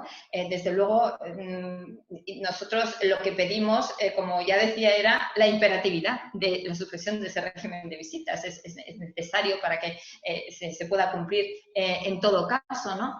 La prohibición de las visitas de los menores a la prisión. Y dejadme que me detenga en algo que también ha aludido ella, del síndrome de alienación parental. Nosotros llevamos años en el observatorio, en nuestros guías de criterios de actuación, diciendo que este síndrome no es un síndrome científico y que por lo tanto no debe incluirse en las resoluciones judiciales. Sí que es cierto y que en algunas ocasiones precisamente abogadas de Temis, que nos lo ponen en conocimiento, que ya en esas resoluciones judiciales nos habla de síndrome de alienación, sino que le cambian el nombre para que parezca que es otra cosa. No, no. De ninguna manera puede incluirse una resolución judicial no siendo una categoría científica de ninguna clase. Bueno, para terminar, dejadme que me refiera a un estudio, bueno, estudios que hacen todos los años el Ministerio del Interior sobre delincuencia en general. El último creo que es del año 2019, y nos ha llamado muchísimo la atención la tipología penal de los delitos que se cometen en España anualmente, ¿no? Fijaos, los delitos contra la libertad sexual y en concreto agresión sexual con penetración y el resto de delitos contra la indemnidad sexual constituyen un porcentaje enorme, pero es que, fijaos, abusos sexuales, agresiones sexuales, pornografía de menores un 6,6%, pero dentro de ese abuso sexual y esas agresiones sexuales, que la víctima sea menor de edad es ya algo que nos sobrecoge enormemente, fijaos. Pornografía de menores tenéis ahí en este último año 2000, que no lo veo bien, no lo veo bien ahora. Bueno, fijaos en las victimizaciones. Respecto de los menores, en el año 2017, el 47% de estos delitos fueron cometidos contra menores de edad. Fijaos, de 0 a 13 años un 23% y de 14 a 17 años un 24,5%. Realmente estos son datos abrumadores y además estamos viendo un aumento a lo largo de los años, ¿no? Algo estamos haciendo mal. Desde luego es absolutamente urgente, necesario que esa ley de protección de la infancia se publique cuanto antes y desde luego se ponga en marcha cuanto antes. Desde luego, claro, como no podía ser de otra manera, en la distribución porcentual de victimizaciones, en un 84% la víctima es mujer y en un 16% la víctima es hombre. Fijaos en los contactos de tecnología de menores de 16 años, fijaos qué porcentaje tan tremendo, ¿no? Victimiza a las niñas, a las niñas menores de edad. Bueno, son datos pues, realmente aterradores que nos hace ver esa realidad, bueno, brutal, respecto de la cual no podemos cerrar los ojos. Por último y para terminar, porque de verdad que, bueno, me interesa muchísimo pues, las preguntas, las dudas que las personas que nos están oyendo puedan tener acerca de nuestras intervenciones, yo, respecto bueno, de lo que podáis vosotros consultar en la página que os he enseñado al principio, pues seguro que se os aclararán muchas dudas. Pero para terminar, dejadme que os haga también una breve referencia sobre lo que es violencia al menor en el ámbito de la trata. Se ha publicado por el FRA, en el ámbito de la Comisión Europea, un informe sobre estos menores privados de cuidado parental que se encuentran en un Estado miembro de la Unión distinto del suyo y que probablemente hayan sido objeto de trata, ¿no? Y la primera frase de la guía es esa que os he puesto tal cual. Dice, 1 de cada 4 víctimas de la trata de seres humanos registradas en la Unión Europea es menor. Niños y niñas son objetos de la trata con miras a su explotación sexual, incluida la producción de pornografía infantil, o para ser obligados a mendigar o cometer actividades delictivas y para otros fines. Esta trata se produce tanto desde terceros países de la Unión Europea como dentro de la Unión Europea y a menudo dentro del propio Estado miembro del menor. Las niñas son, con diferencia, el objetivo principal. Fijaos que bueno, es además un estudio que acaban de publicar.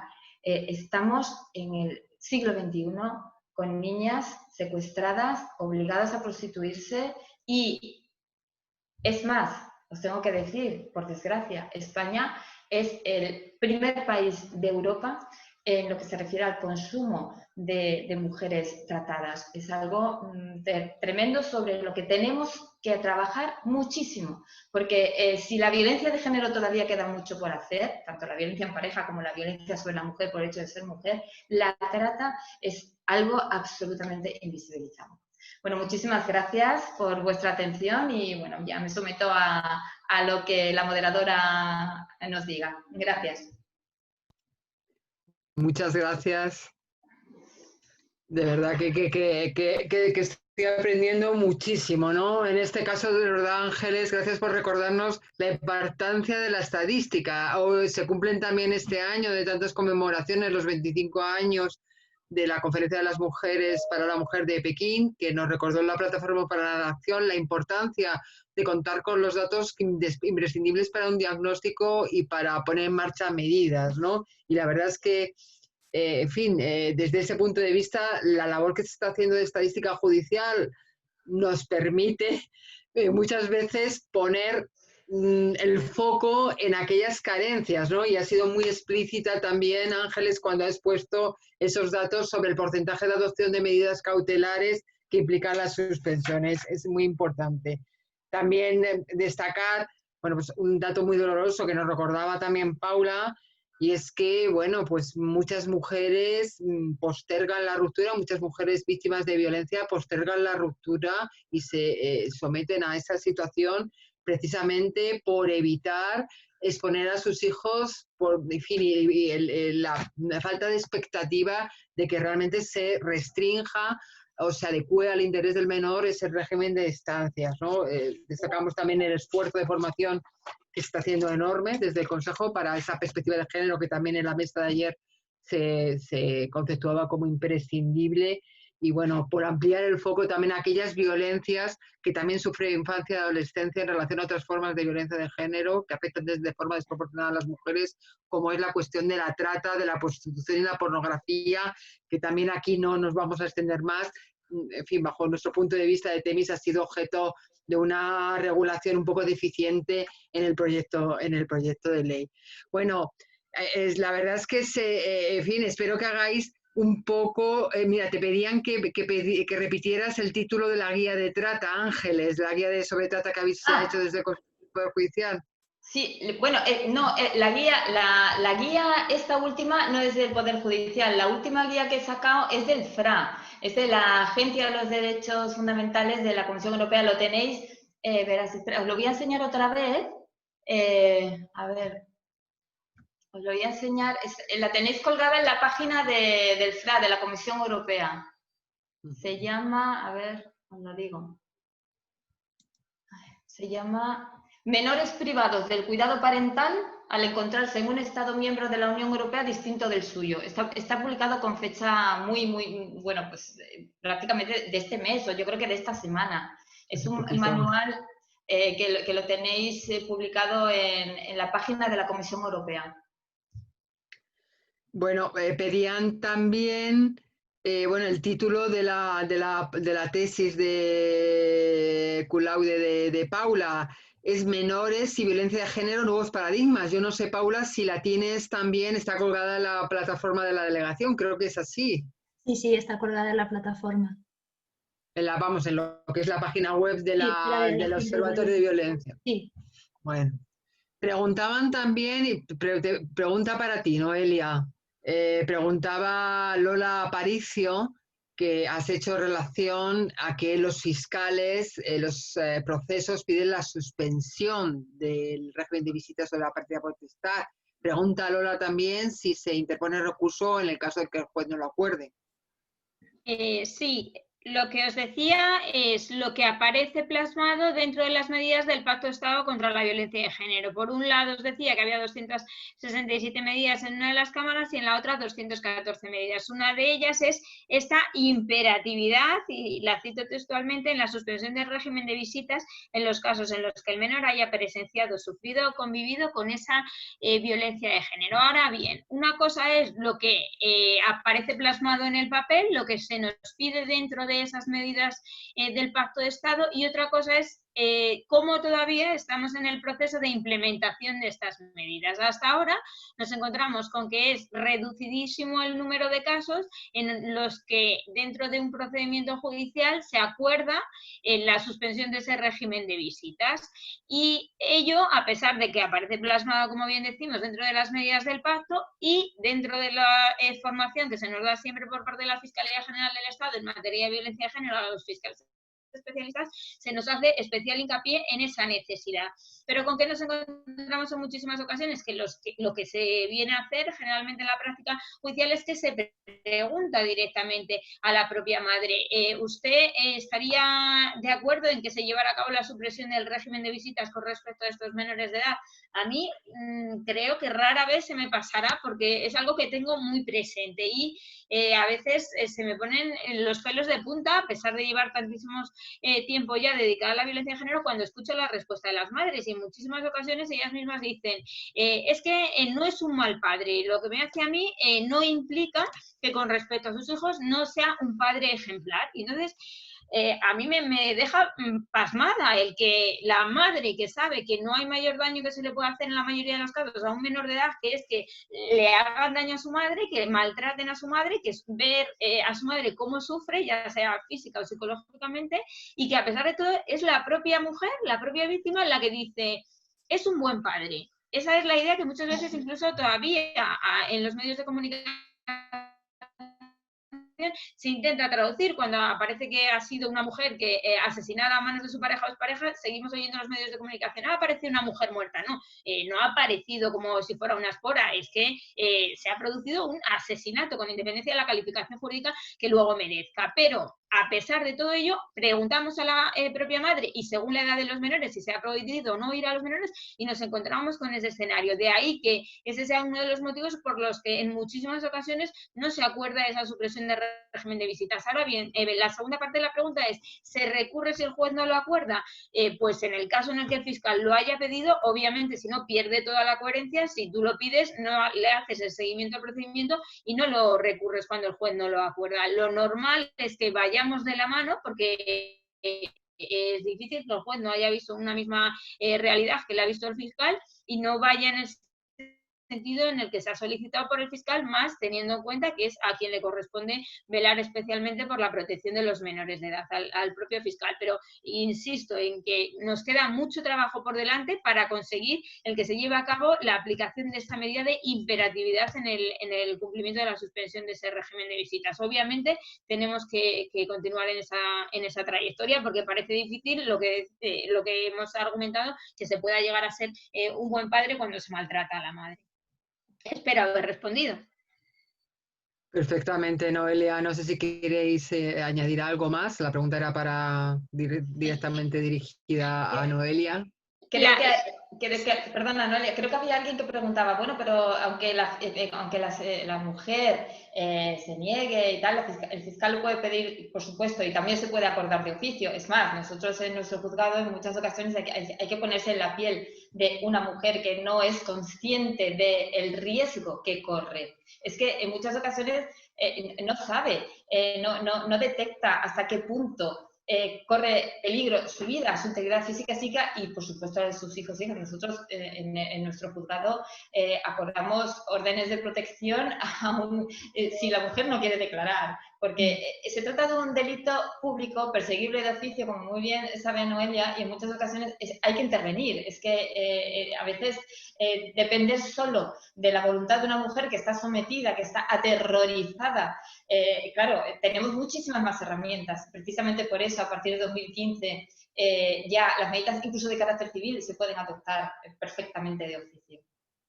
María Ángeles, quiero comentar algo. Sí. Además, en mi práctica yo lo que observo es que las mujeres lo primero son conscientes, o sea, del daño que están sufriendo ellas, pero cuando pasa el tiempo es cuando realmente son conscientes del daño que se le está produciendo a su hijo e hija. Y además, cuando llega ese momento es como otra ruptura, es decir, ¿cómo es posible? O sea, se culpabilizan mucho más y cómo es posible que yo ¿no? haya permitido esto. Pero además son mucho más conscientes porque es lo que hablaba de los juicios rápidos. O sea, si te ves en la situación de denuncia, juicio rápido, apenas me entero qué ha pasado, régimen de visita. Y cuando se pone en marcha ese régimen de visita y se da cuenta la madre del daño que le está causando a los niños, en las entrevistas que realicé decían las mujeres, yo jamás en la vida iba a pensar que él le fuera a hacer esto a los niños. Bueno, era un buen padre porque cumplía como su función de padre, es decir, proveer del salario y estar por allí pululando, ¿no? Entonces, es algo complejo, ¿no? Como cuando las madres son conscientes del daño que la situación de violencia le ha hecho a su hijo. Cuando empiezan a ser conscientes que si tienen problemas en el desarrollo, en su desarrollo como niño y como niña, es por la situación de violencia. Si tienen problemas en el colegio, es por la situación de violencia. O los casos en los que cuando termina con la relación de violencia y comienza esa mujer a recibir atención psicológica, incluso su hijo o hija, un niño o una niña que no hablaba, empieza a hablar. Me estoy refiriendo a niños con 4 o 5 años. Entonces, es un tema donde, además, tal como dice el Estatuto de la Víctima, debe de existir recursos de atención a los niños y a las niñas, que eso todavía no está desarrollado, por lo menos en Andalucía. Bueno, María José García Solana pregunta, en relación a vuestra respuesta a esta pregunta, que en relación a esta situación de conciencia del riesgo, ¿cómo afrontar la situación de mujeres y niños con discapacidad y todo el acompañamiento que requieren? Bueno, a ver, esas personas que encima tienen algún grado de discapacidad, pues son todavía más vulnerables y precisamente ahí es donde tenemos que ir a la protección total y absoluta. Ahí los servicios asistenciales tienen que hacer una labor de acompañamiento, de protección total y absoluta. Desde luego, desde los órganos judiciales, lo único que podemos hacer, y Noelia lo sabe muy bien, es derivar a esos servicios para que tengan una protección especializada. También en el Pacto de Estado, si no recuerdo bien, existen medidas que se refieren a las unidades de atención de las víctimas, las que yo creo que además con Noelia en el Ministerio de Justicia estaba muy avanzado ya el proyecto, y que específicamente, pues bueno, pues en el proyecto lo que se contemplaba era que la protección de estas personas con una especial vulnerabilidad tenía que ir en primer lugar. Eso es evidente, ¿no? Ahora, claro, son personas absolutamente vulnerables a las que hay que proteger, vamos, al 100%. La Fiscalía también hace una labor muy importante en la protección de las personas con discapacidad. Sí. Quería decir en este sentido, hay una fiscalía especializada en materia de protección de víctimas y nos va a permitir el acudir a ella, el poder conocer en cada una de las provincias, en cada una de las comunidades autónomas, cuáles son los recursos con los que se puede contar. Pero quería también hacer especial atención a las carencias, que a pesar de que sobre el papel lo aguanta todo. Hay en tantísimas ocasiones en las que se sale adelante con una nueva reforma normativa que luego cuesta acompasar de la eficacia de la misma, ¿no? Por la falta de medios todavía con los que nos encontramos. Pero quiero hacer una especial mención, porque entiendo que algunos de los asistentes a nuestras intervenciones forman parte del ámbito también de la violencia de género, y noto en la práctica del día a día en los juzgados muchas veces el desconocimiento que hay entre la diferencia entre una orden de protección y una orden de alejamiento. En relación con estos supuestos en los que puede haber una situación de discapacidad por parte de los hijos de la pareja o incluso por parte de la propia mujer víctima de la violencia de género, nos encontramos que a veces viene el letrado y únicamente lo que ha pedido es una orden de alejamiento, y que eso va a permitir que se acuerde por parte del juzgado o tribunal, en su caso, cuando lo valore, la prohibición de aproximarse a ella, a su domicilio, lugar de trabajo o cualquier otro lugar que frecuente, a una distancia que se fije, que generalmente va a ser los 500 metros. Y cuando a veces tengo la oportunidad, gracias a la cercanía que trabajar en una sección territorial me permite, tengo la oportunidad de comentarle al letrado, ¿por qué no han pedido una orden de protección en lugar de una orden de alejamiento? Me dicen con tranquilidad, porque tampoco hay por qué ruborizarse, que tampoco conocen las diferencias, ¿no? Entonces es verdad que la propia ley permite el que se pueda adoptar, se pueda instar por parte del Ministerio Fiscal esa orden de alejamiento. ¿Y qué va a suponer como ventaja fundamental? Que una víctima de violencia de género que tenga una situación de especial vulnerabilidad por tener hijos discapacitados a su cargo, hijos menores, obtenga no solamente esa prohibición de aproximación con ella o esa prohibición de comunicación con ella, sino todo el estatuto integral que una víctima de violencia de género puede tener, de tal manera que serán muchos recursos los que todavía son pocos con respecto a los que nos gustaría tener, pero tendrá derecho a muchísimos mecanismos de asistencia social, recursos sociales, a nivel laboral, que se desconocen por parte de las víctimas, de tal manera que es clave que se tenga conocimiento de las facultades que va a otorgar ese estatuto integral de una víctima de violencia de género y que se dé por norma una orden de protección en los juzgados cuando existan estos menores de edad que sean especialmente vulnerables y estas personas con con una discapacidad. Sí, bueno, Viviana le gusta mucho el logo del Observatorio de Violencia del Consejo General del Poder Judicial, es verdad que es muy chulo, que se ha aparecido en la portada. Bueno, decirle a Viviana que lo tiene, decía que pusieras otra vez la presentación, Ángeles, que tiene el logo en la página web de Poder Judicial y de Observatorio, que efectivamente es un, bajo mi punto de vista, bueno, un éxito de diseño y nada más. Ponía Mercedes también, y si queréis algunas preguntas, porque estamos ya, como nos pasó ayer, estamos ya por encima del tiempo. Mercedes hacía mención, ponía de relieve la indefensión aprendida que tienen muchas mujeres víctimas, que como bien habéis dicho, no son conscientes del riesgo, naturaliza la situación de violencia, porque no olvidemos que no es algo que les caiga del cielo. El patrón dominio y sumisión es el que nos hemos socializado, ¿no? Muchos. Sí, nos hemos socializado también en Mafalda, deciros que falleció Quino, teníamos una buena noticia hoy, que era la de María Luisa Segoviano, y luego esta, ¿no? Esta niña rebelde y feminista publicada creada por un varón, ¿no? Y demás, ¿no? Nos decía esto de la indefensión aprendida y nos lo ponía también en relación a que si la suspensión del régimen de visitas es imperativa en el caso de que los menores hayan presenciado un acto de violencia, no entiende por qué se les pregunta al respecto. Bueno, es que, a ver, todavía no es imperativa, es decir, está en el Pacto de Estado, pero todavía se necesita una reforma legislativa para que así sea. Es una de las cosas que habíamos pedido nosotros en el observatorio y esa es de las cosas que están pendientes. Pero déjame que dé por lo menos un viso de esperanza, que es un dato que a mí me gusta mucho resaltar, y es en relación a las órdenes de alejamiento, a las órdenes de protección. En los últimos meses ha subido exponencialmente el número de dispositivos electrónicos que se han impuesto para controlar las medidas de protección. En este momento, en el día de hoy, tenemos el récord de los dispositivos electrónicos impuestos a más de 2.100 en toda España.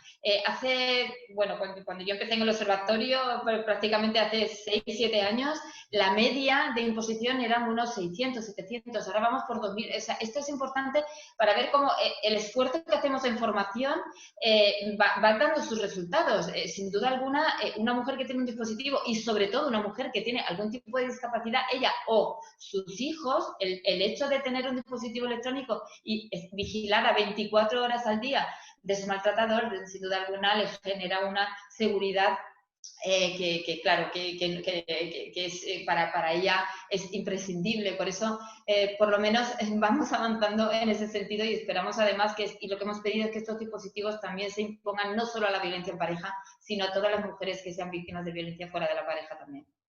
Sí, os quería preguntar, es una cuestión que además que ha surgido, yo creo que habéis mencionado las tres, ¿no? Que a lo mejor con un poquito más de extensión, Paula, ¿no? La cuestión del enjuiciamiento preferente por los trámites del juicio rápido, que puede aportar ventajas, ¿sabes? Porque, bueno, pues es una resolución rápida en la que la protección se puede dar ya, pero puede puede ser una de las causas de que no quede constancia de esa exposición a la violencia en los términos, por ejemplo, de la grabación específica de los tipos de coacción, de amenazas, de lesiones, y también como un presupuesto que se establece también en el Pacto de Estado, que como ha dicho Ángeles todavía no está, eso no está implementado legislativamente. Puede ser una dificultad precisamente para proteger, y en este sentido, si sabéis si hay alguna instrucción por parte de Fiscalía para que se recabe ese dato de que los menores han presenciado estos actos de violencia.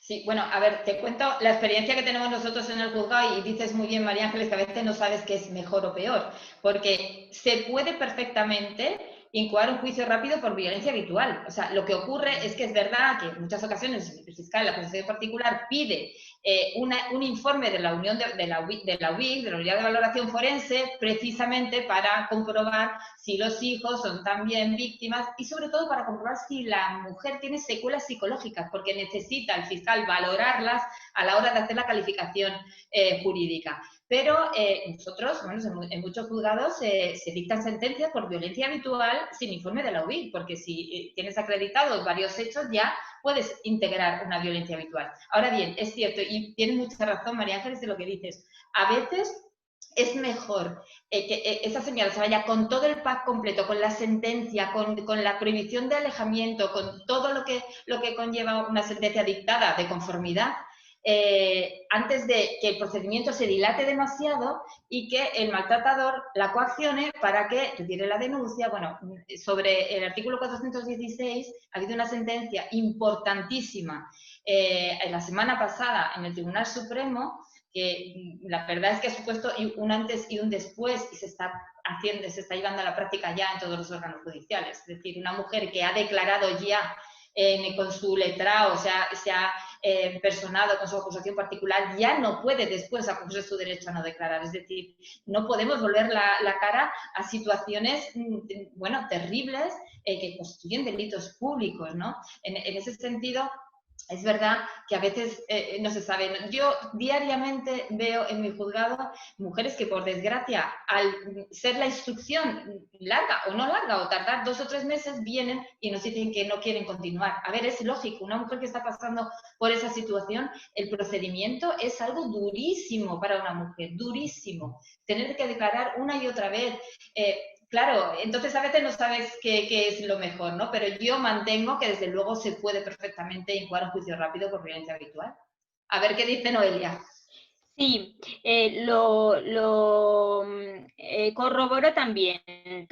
Y de hecho en la Fiscalía, los cursos de formación que nos dan, se insiste mucho en que es necesario que cuando la víctima hace mención a distintos hechos o distintas agresiones que ha sufrido, que se tramite como un maltrato habitual. Ahora bien, ¿con qué nos encontramos? Luego con la realidad práctica, que lo que se nos pide es que haya una serie de hechos, un mínimo de 3 hechos que hubieran ocasionado a esta víctima o bien un maltrato psicológico o bien un maltrato físico. Y cuando le preguntas a la víctima en las declaraciones, te dice: si me lleva haciendo esto toda la vida, si es que esto es desde que éramos novios, si recuerdo ya cuando estaba embarazada de mi hijo mayor que tiene ahora 30 años y ya me dio patadas que creía que iba a abortar. Te cuentan en muchas ocasiones todos esos escenarios y tú insistes en que te cuenten determinados hechos concretos. Cuesta a veces que todo eso, dado la situación en la que se encuentra la víctima, lo duro que llega a ser el enfrentamiento con el ámbito judicial, porque lo es para la víctima cuando está en una situación tan sumamente delicada, cuesta que eso aparezca finalmente reflejado sobre el papel. Pero la clave fundamental, la acaba de decir María Ángeles Carmona, es que la vamos a encontrar básicamente en el 416 de la Ley de Enjuiciamiento Criminal, que lo que nos viene a decir es que si la víctima se acoge a su derecho a no declarar, nosotros en muchas ocasiones, cuando se produce esa violencia dentro de la más estricta intimidad, no vamos a encontrar otras terceras personas que nos ayuden a corroborar su testimonio. Cuando le empiezas a preguntar: ¿y quién conocía de esta violencia? Mis padres, pero es que ya son tan mayores que no pueden decir nada, o no, es que la familia se hacía la loca. Nadie quiere intervenir en el procedimiento para sostener esa versión que nos ha dado la mujer. De tal manera que, a pesar de que nosotros tenemos el pálpito de que eso existe, nosotros nos vamos a ceñir en muchas ocasiones, pese a lo que nos duela, a hechos concretos, que son los últimos que se han producido, en el que ella ya sí que nos presenta un informe médico forense de esa lesión que tiene en ese determinado momento, porque sabemos que en muchas ocasiones, cuando ella nos dice: sí, quiero declarar, quiero sostener todo esto, posteriormente no mantiene esa declaración y nos encontramos con que nadie puede sostener esa acusación si no es la propia víctima. Desde el momento en el que le dejamos a la víctima la facultad de querer continuar o no en el procedimiento y no tenemos un informe del equipo psicosocial que a lo mejor nos va a tardar 2 años. ¿Y qué? Yo mantengo el procedimiento, pero es que cuando dentro de 2 años se la llame a esa mujer por el equipo psicosocial para ser analizada, la mujer no va a querer colaborar. De tal manera que